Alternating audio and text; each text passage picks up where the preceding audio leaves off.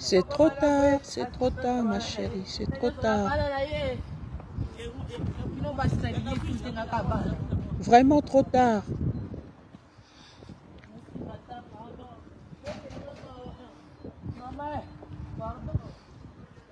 Le vin tiré, il faut le boire, hein. Il faut le boire. C'est moi, papa. Je fais en direct. Et le vin en question, hein,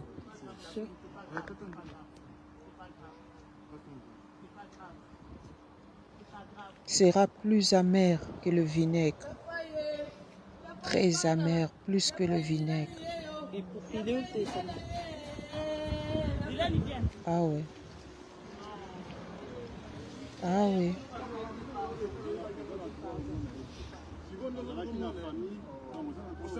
Triste. Triste.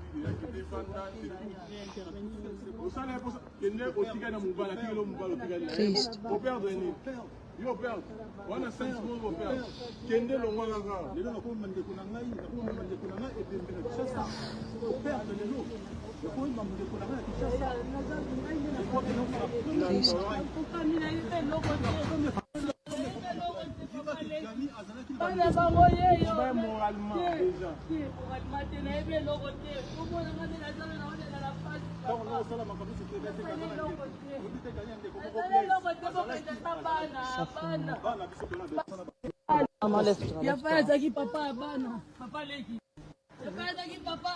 Vraiment mal, cette histoire.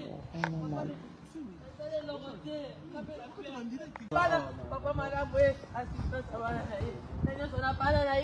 Janifai deja kei na ye Janifai akozonga lisusu te. La brine ato fukami oleli ato sali nyonso kokosala. Janifai akozonga lisusu te. 10 ans de souffrance, 10 ans d'humiliation, 10 ans ya moquerie. Nyonso wana Janifai a essuyé motema et encaissé et encaissé et encaissé et encaissé na suka motema et lâché parce qu'akoki lisusu te. Souffrance elekaki, pasi elekaki, moquerie elekaki, makanisi elekaki. Nayebi te la brune version nini okobetelaka bana na yo lobi. Nayebi te version nini ya histoire okopesa bango. Mais heureusement ba réseaux sociaux ezali, heureusement ba vidéo ezali, bana bakomona pe bakoyeba ya solo qu'est-ce qui s'est réellement passé. Hey, la brune oza pensa, la femme est censée dont parle la Bible. Parce que Bible lobby, une femme sage bâtit sa maison. Mais yo pensa oza na deuxième partie. Na ya verset wana. Kuna place balobi, la femme est censée à renversaka. Ndaku na ye.